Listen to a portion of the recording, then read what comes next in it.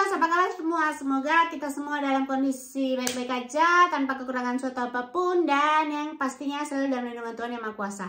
Ketemu lagi di channel aku, channel Safitri KWS, Wong Deso Sobo Si Panyal.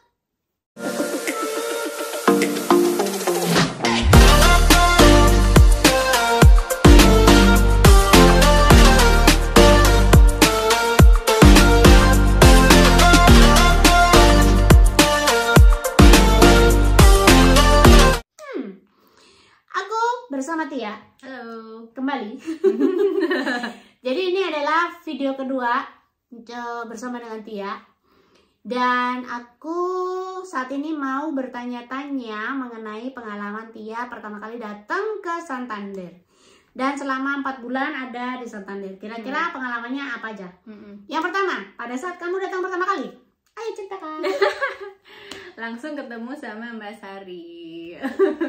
Jadi bahkan sebelum aku pertama kali datang ke Spanyol, itu aku udah mencoba meraba-raba dulu. Kira-kira nanti aku tinggal datang ke sana dan tinggal di sana itu seperti apa gitu, kondisinya, gimana cuacanya, gimana kesehariannya. Terus hal-hal apa aja yang kira-kira yang penting yang berbeda dengan selama ini yang aku tinggal di Indonesia gitu. Dan salah satu sumber informasi untuk aku mengetahui hal-hal tersebut adalah channelnya Mbak Sari. Jadi aku banyak nonton video-video tentang gimana hidup di suasana hidup di khususnya kota Santander, karena Spanyol kan besar, dan hidup di satu kota di utara sama di selatan itu bisa jadi sangat berbeda gitu. Ya, aku bisa dapat gambaran secara umumnya gitu dari Mas Hari. Terus pertama kali aku datang di kota Santander itu pun aku juga mengkontak Mas Hari. Karena aku tentunya bingung pertama kali datang, terbang jauh ke luar negeri, terus landing di sini, terus aku harus apa gitu, gimana cara aku menuju ke tempat tinggal aku nanti gitu. Jadi aku kontaklah Mbak Sari, terus dan pas waktu itu Mbak Sari lagi libur kerja, lagi santai dan bisa jemput aku ke bandara. Jadi pertama kali aku datang ke sini di bulan Agustus akhir itu langsung ketemu sama Mas Sari dan Mas Jeffrey gitu. Jadi sebenarnya untuk pertama kali nggak ada shock lah ya? Enggak sih. Alhamdulillah langsung berada di tangan orang lokal. Jadi warlock langsung ditunjukin hal-hal yang urgent di hari-hari pertama. Ya contohnya transportasi, langsung diajarin cara naik bis, pindah-pindah gitu, pindah line segala macam. Betul. Terus juga buat komunikasi itu aku langsung beli SIM card ya hari pertama. Itu dua hal yang emang urgent untuk dilakuin banget gitu. Dan di hari kedua ada yang itu hari kedua ya. Hari kedua dong, kan besokan begitu kamu datang besokannya kan. Aku ingatnya hari Minggu sih kalau yang aku ke museum itu. Hari Minggu bukan hari kedua ya? Hari ketiga mungkin. Oh ya, hari ketiga. Kebodohan. Ada peristiwa yang lucu sih sebenarnya. Ya sebenarnya lucu, menyedihkan, deg-degan, apalagi ya di tempat yang baru dan juga nggak bisa komunikasi dengan orang-orang sekitar karena di sini banyaknya orang pakai bahasa Spanyol dan jarang yang bisa bahasa Inggris kalau di tempat umum gitu. Jadi kejadiannya pada saat itu pensilnya HP-nya Tia nyelip di apa sih itu ya? Apa ya, celah di antara lantai kayu gitu di tempat umum. Iya. Dan ya terus ada orang yang nungguin di situ sampai aku datang. Buset, aku pulang kerja waktu itu untung dinas pagi loh. Kalau aku dinas sore nggak tahu kamu jam berapa itu. Jadi aku pulang dinas pagi langsung cus ke sana. untuk cari akal lah gimana caranya, bingung. Gitu. Itu jadi di minggu pertama ya. Setelah itu minggu pertama itu kemarin aku stay-nya masih di hostel karena tempat aku tinggal di flat itu masih belum bisa ditinggalin. Baru bulan September itu dia bisa ditempatin, jadi aku kayak 6 hari 6 malam gitu ada di hostel. Terus kemudian aku pindah ke flat di bulan September dan sampai sekarang masih di situ. Oke. Terus gimana menurut kamu Santander ini gimana? Santander ini jangan bilang orang-orang Indonesianya ya, maksudnya jangan ngomongin itu dulu, kita ngomongin kota Santander aja dulu. Kota Santander menurut aku ngeset ekspektasi yang tinggi untuk kota-kota tempat aku pindah berikutnya sih, karena di sini indah. Dan itu bukan cuma kata aku aja, tapi kata senior aku yang udah berpindah-pindah ke kota lainnya juga, katanya yang paling indah itu di Santander dari diantara mobility yang lainnya. Terus di sini juga kecil tapi lengkap gitu kalau dari segi landscape-nya, secara alam, karena pantai ada, gunung ada, terus kayak banyak hal yang bisa dilihat gitu. Terus kotanya juga rapi, bersih. Dan juga aman. Termasuk aman ya, walaupun sebetulnya aku bisa bilang bahwa beberapa tahun belakangan ini sudah tidak seaman waktu pertama kali aku datang. Iya kah? Tapi termasuk aman masih. Iya, aku merasa aman sih di sini karena selama ini aku di sini mau jalan pagi-pagi matahari belum terbit, mau jalan malam-malam sendirian di jalan itu aman. Terus juga untuk di kondisi di rumah gitu, bahkan saking amannya di kamar itu nggak ada kunci ya Mbak ya. Iya, di sini nggak ada kunci. Itu yang pertama kali culture shock sih. Iya. Karena biasanya kita di kamar masing-masing, terutama di flat yang sharing tuh ekspektasinya ya kita punya kunci rumah, punya kunci kamar. Cuman di sini nggak ada kunci kamar. Di sini yang punya kunci itu cuma kamar mandi sama pintu depan. Itu pun lock yang ceklek gitu, bukan kunci. Ya pokoknya biasanya yang punya kunci itu cuma pintu depan sama kamar mandi, itu doang. Sebenarnya sih kalau misalnya orang-orang yang memang pendatang itu ada juga sih yang masang kunci di kamar gitu, ada juga yang gitu. Tapi kalau setelan bawaannya tuh ini ya, setelan bawaannya yang memang gak ada kunci, cuma kenop aja gitu. Cuman gitu aja, ceklek gitu doang, udah nggak ada kunci, ceklek nggak ada. Gitu. Jadi itu kalau pertama kali. Terus kayak transportasi, terus biaya hidup gimana menurut kamu? Kalau transportasi di sini aku seringnya pertama jalan kaki. Ya, yang kedua naik bus. Aku pernah naik sepeda, cuman sekali doang. Dan kapok. Karena di sini sangat berbukit-bukit dan itu tidak pedal friendly. Iya. Capek banget gitu. Jadi tapi kalau untuk jalan kaki di sini sangat-sangat nyaman karena difasilitasi oleh eskalator dan lift. Yang itu cuma satu-satunya aku lihat di sini. Emang di sini? Di kota lain nggak pernah. Oh ya? Yang aku tahu ya. Di tengah kota tiba-tiba, di tengah taman tiba-tiba ada eskalator berjajar gitu. Iya. Di sini itu sebetulnya kenapa di sini banyak banget eskalator dan banyak lift. Ini bukan sejarah sih, maksudnya cerita dari orang-orang pendatang sini karena kebanyakan yang tinggal di sini itu orang-orang tua. Sedangkan untuk orang tua untuk nanjak-nanjak itu udah nggak sanggup lah gitu. Jadi itu untuk memfasilitasi orang tua. Jadi kita bayangin aja ya, kalau misalnya kita nanjak-nanjak aja kadang-kadang ngos-ngosan, apalagi orang-orang yang tua gitu, yang udah pakai tongkat, kadang-kadang udah pada pakai kalau di sini bilang andador tuh kayak lihatlah gitu.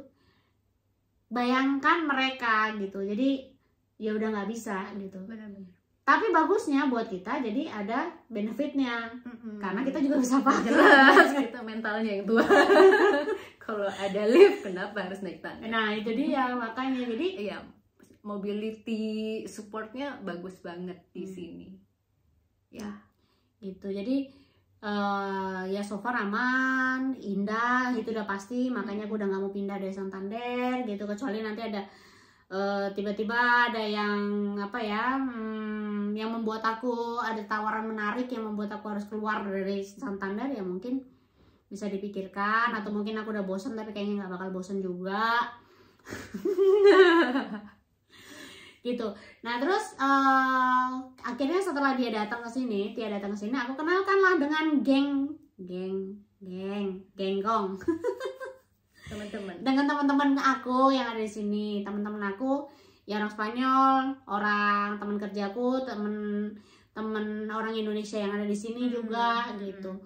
Jadi intinya aku berusaha membuat Tia ini jadi masuk ke dalam apa ya, komunitas lah di Santander ini gitu. Walaupun mungkin ada juga yang terbatas karena nggak bisa bahasa Inggris. Benar-benar aku punya nggak bisa bahasa Spanyol. Iya nggak bisa bahasa Spanyol gitu. Tapi kan kalau ketemu orang ya walaupun sekedar hola gitu ya udahlah ya kan. Yang penting tahu muka gitu kan. Jadi nggak merasa sendiri banget dia di sini gitu. Itu perlu banget. Makanya itu tujuanku gitu. Bener. Terus apalagi pengalamanmu? Iya, karena kenal sama Mbak Sari, terus juga orang-orang yang ada di kota Santander, temen-temen mbak-mbak yang dari Indonesia, keluarga-keluarga yang lain, gitu. Aku jadi punya pandangan yang lain tentang hidup di sini. Karena ya selama ngumpul kan banyak tuh cerita-cerita yang di luar perkuliahan. Kalau aku cuma di kampus saja kan ya ngobrolinnya tugas atau apa ya berhubungan pengalaman di kampus aja, nongkrong sama mahasiswa aja gitu. Itu kayak beda gitu dan bikin apa ya, refreshing gitu. Karena weekend gitu biasanya aku datang ke rumah Mbak Sari, cerita-cerita dan cari makanan Indonesia pasti minta makan gratis. Betul, cari makanan Indonesia karena di sini pasti ada. Terus tanya-tanya di sini apa beli sesuatu itu di mana, tahu tempat, referensi tempat-tempat yang bisa dikunjungi gitu. Itu jadi itu kalau pengalaman yang enak lah ya. Kalau yang nggak enaknya apa ya, bukan nggak enak ya, mungkin ya lebih ke culture shock atau sesuatu yang berbeda gitu kali ya. Ya culture shock lah. Oke. Mungkin yang beda dari di Indo itu cuaca. Di sini aku dan teman-teman aku banyak mengeluh tentang cuaca. Udah kayak orang barat. Sebenarnya mungkin kalau kamu orang Bogor, Santander tidak terlalu jauh. Oke, baik. Jadi kadang-kadang dibilang panas gitu ya, tapi nanti tiba-tiba hujan. Benar. Terus nanti menurut ramalan cuaca di HP katanya bakalan hujan, nggak taunya panas gitu. Jadi kadang-kadang kita sering saltum, bukan begitu bukan? Betul sekali.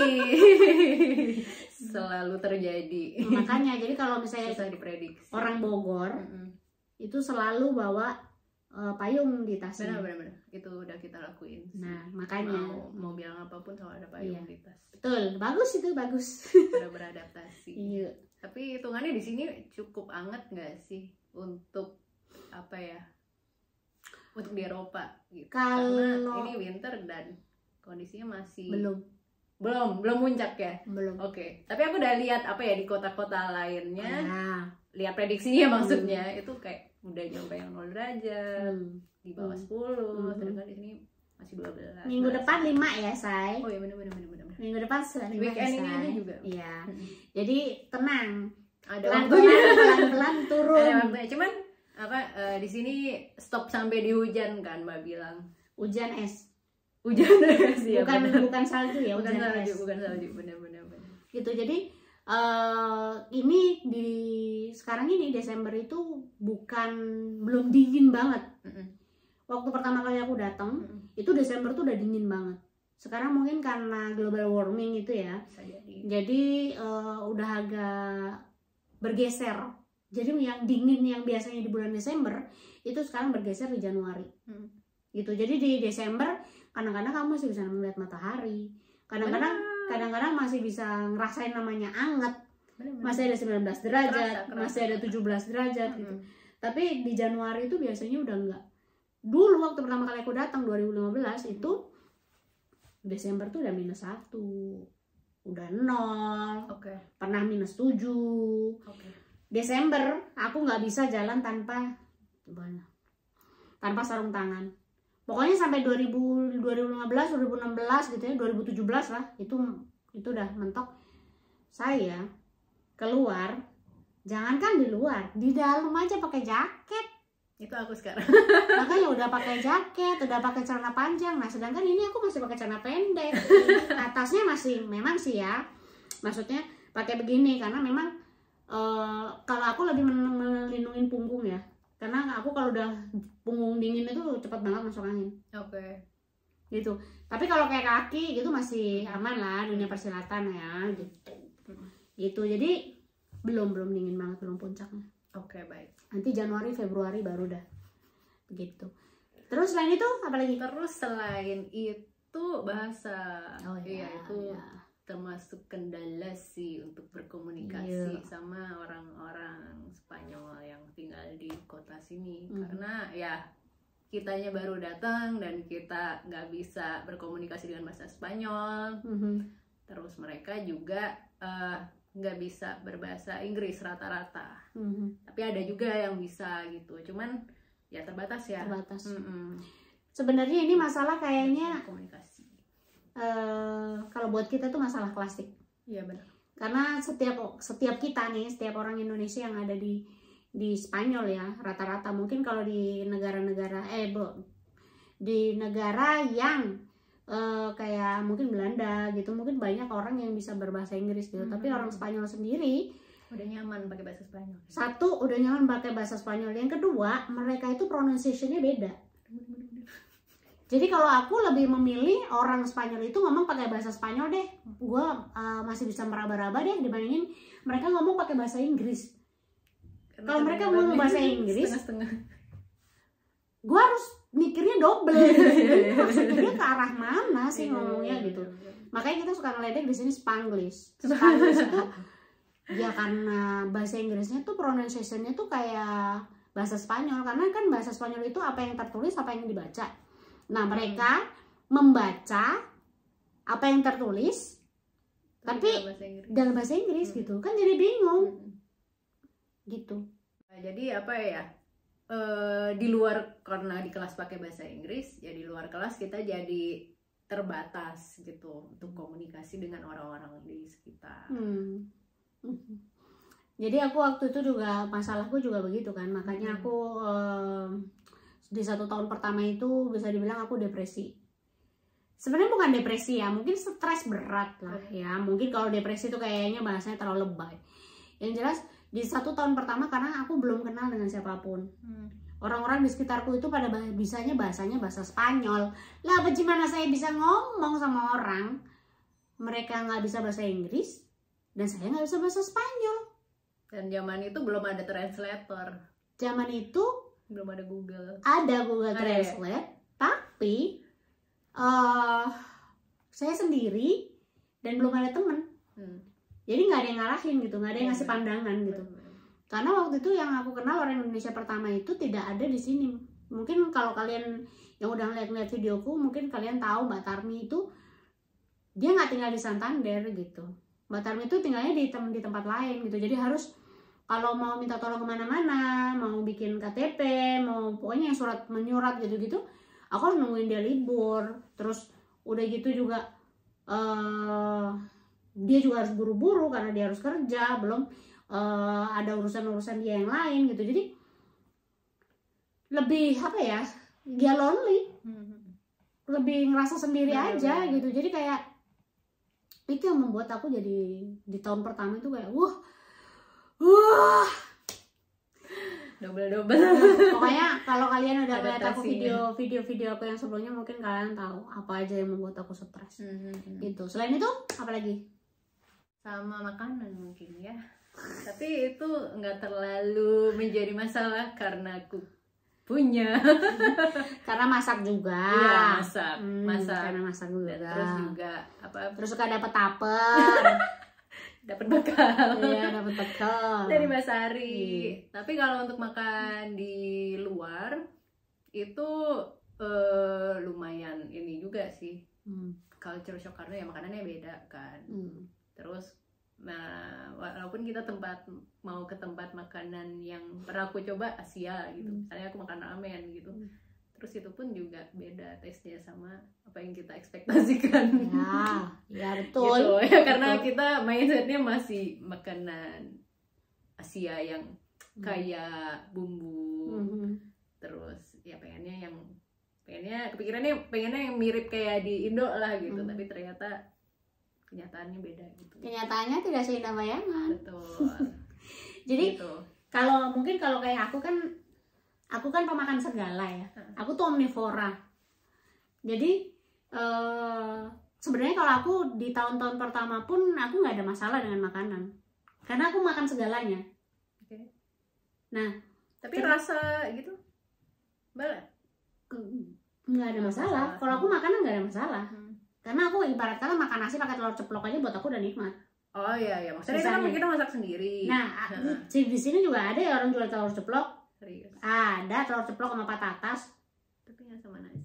Ya itu dia kan. Nah makanya maksudku kita kentang, maksudnya kita makan kentang sama telur ceplok. Ada juga di sini gitu. Tapi jadi kalau makanan aku malah justru nggak ada shock culture. Okay. Cuman memang waktu pas pertama kali ini aku bingung, ini misalnya tortilla ya, kan di Santander ini, maksudnya di Cantabria ini terkenalnya tortilla itu dengan berbagai macam rasa. Jadi aku tuh bingung, ini tuh rasa apa, ini rasa apa, ini rasa apa, ini rasa apa gitu. Jadi justru bingungnya di situ untuk memilih, saking banyaknya pilihan gitu. Nah terus paling aku itu kalau misalnya ini, jadi dulu tuh aku waktu awal-awal datang ke sini tuh ke kafe, pergi ke kafe tuh cuman pengen nyobain, misalnya hari ini aku pengen nyobain ini, besok aku kesini lagi aku nyobain ini, gitu. Penasaran, jadi pengen tahu, jadi aku coba semuanya gitu. Nah terus sama cuces, kamu tau nggak? Kayak yang permen Yupi itu. Oh, ke toko permen. Iya, ke toko permen setiap saat itu, pokoknya entah 2 hari sekali, 3 hari sekali, 4 hari sekali, pokoknya aku selalu ke toko permen dulu awal-awal. Karena apa? Kalau di Indonesia jenis-jenisnya nggak banyak. Iya. Di sini jenisnya macam-macam. Iya. Jadi di sini tuh ada toko permen namanya Igos ya. Igos itu nama merek sebetulnya. Oke. Iya, pokoknya toko permen khusus jual coklat, permen dan manis-manisan lainnya. Itu kayak surga dunia gitu. Kalau buat anak-anak surga dunia. Buat kita yang suka makan makanan manis. Jadi sama apa?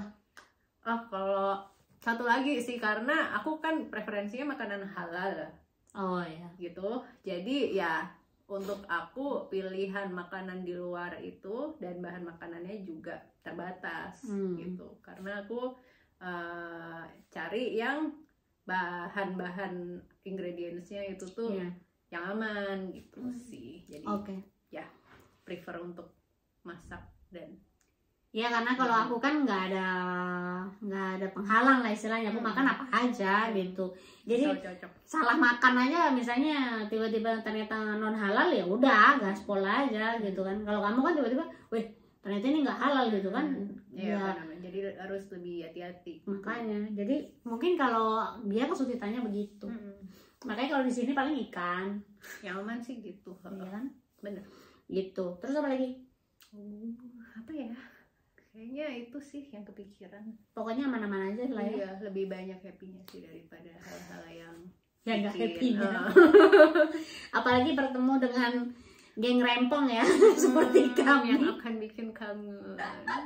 Iyalah, kita nggak kita tuh kadang-kadang suka apa ya, bikin apa ya, dadakan gitu, misalnya makan siang bareng, terus kadang-kadang makan nasi kuning yang waktu pas kemarin Papadangan itu loh, yang makan apa sih namanya, lesehan. Oh iya, benar-benar. Yang sama itu malah banget sih.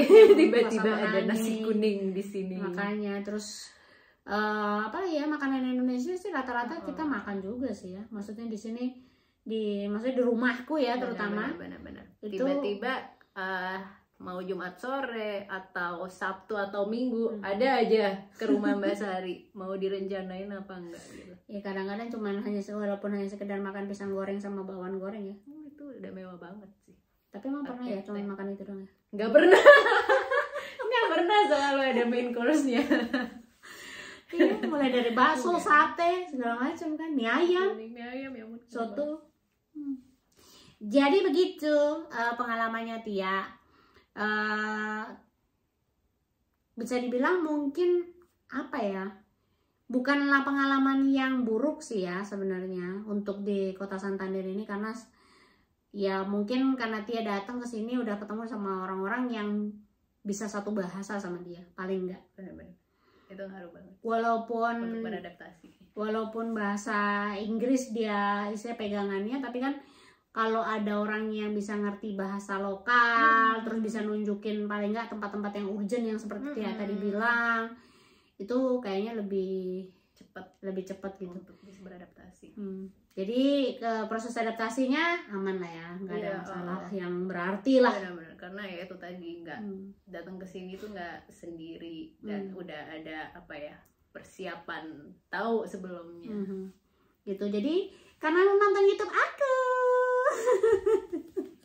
sangat bermanfaat konten-kontennya.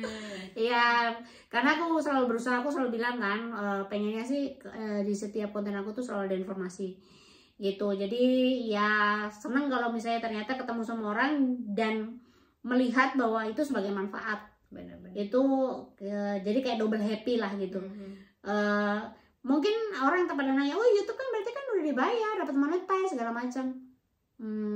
Aku belum dapat ya udah monetize, tapi aku belum dapat duitnya gitu. Dan buat aku itu jadi tidak penting kalau ketemu sama orang-orang yang seperti Tia, maksudnya jadi manfaat gitu loh. Kita karena bisa melihat secara langsung manfaat yang dirasakan oleh orang lain. Iya gitu. Itu lebih valuable gitu. Betul. Harganya tidak ada harganya, bukan apa? Iya, tidak ada harganya. Tidak ternilai gitu. Ya, tidak ada harganya lah. Tidak ternilai. Gitu.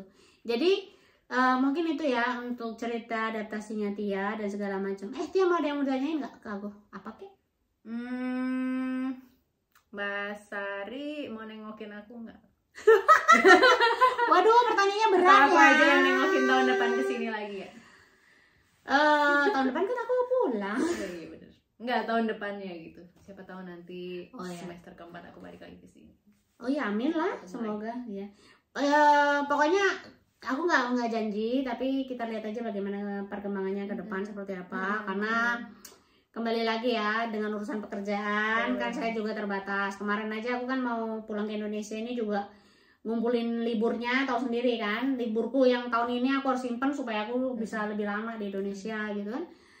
Jadi semenjak aku kerja ini ya, bukannya sombong sebenarnya ya, tapi ya karena memang gak ada waktu. Tahu sendiri nih jadwal dinasnya tiba-tiba berganti pagi siang malam. Susah nemu liburnya. Ya begitu dia, makanya bersyukurlah kalau misalnya tiba-tiba ketemu aku pas lagi libur tuh beruntung. Apalagi aku lagi mau diajakin keluar, masalahnya aku kadang-kadang suka malas keluar. Kalau udah habis kerja tuh kayaknya aduh udahlah. Apalagi pastinya lagi hibernasi. Betul. Tapi harapannya semoga informasinya ini bermanfaat dan bisa memberikan jalan buat mahasiswa atau orang-orang lain yang berniat untuk pergi ke Santander, tinggal di Santander, ya bisa memberikan apa ya, gambaran ya. Dan sebetulnya aku sih welcome aja ya selama aku bisa bantu, selama aku bisa tolong. Kayak misalnya pada saat kemarin jemput dia ke airport itu kan juga pas aku libur. Kalau aku nggak libur ya maaf gitu. Terus ini nanti mau berangkat juga Ya kebetulan pas aku dinas malam, jadi masih sempet lah gitu. Kalau enggak ya maaf. Gitu. Jadi kayaknya sekian dulu ya video kali ini. Semoga ini juga bermanfaat buat teman-teman yang memang suatu ketika pengen tinggal di Santander, pengen kuliah di Santander atau apapun. Boleh kontak aku melalui DM atau iya waktu itu DM Instagram. Ya DM Instagram atau inbox di Facebook boleh juga. Mungkin Facebooknya nanti aku akan taruh di sini seperti biasa gitu, dan semoga sih ini bermanfaat ya, karena memang itu tujuanku, bisa bermanfaat buat orang lain begitu. Jadi sekian dulu video kali ini, semoga kalian suka dengan video ini. Jangan lupa like, komen, dan subscribe. Bye bye.